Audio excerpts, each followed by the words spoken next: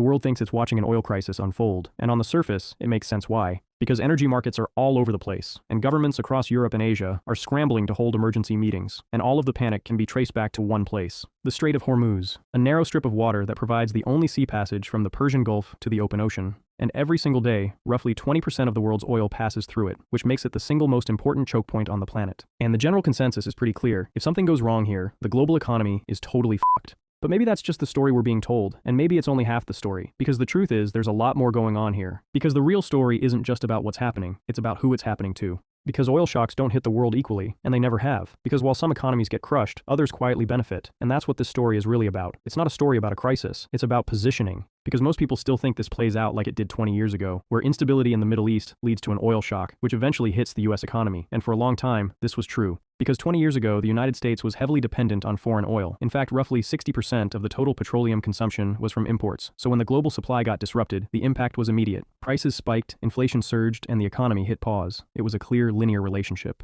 But that version of the world doesn't exist anymore, because over the past 2 decades, something changed. New drilling techniques unlocked massive shale reserves for the United States, and production boomed. And suddenly, the United States didn't just reduce its dependence on foreign oil, it flipped the entire script. Because if you fast forward to the present, the United States is the largest oil producer in the world, which means the old narrative, it's outdated. Because now, the United States isn't on the same side of the trade anymore. So now the question becomes, then who actually is exposed? And this is where you get to the real story. Because most of the oil moving through the Strait of Hormuz isn't going to the United States. In fact, only 2.5% of it is. The majority of the oil in the Middle East is going somewhere else, to Asia, and more specifically, China, India, Japan, and South Korea. Because together, these 4 countries account for roughly 75% of all the oil moving through the strait. So when people say a disruption here will shock the global economy, they're not wrong, but they're also missing something very important. It's an asymmetric shock, and it doesn't hit everyone equally. Because for the United States, a disruption mostly just becomes a price problem.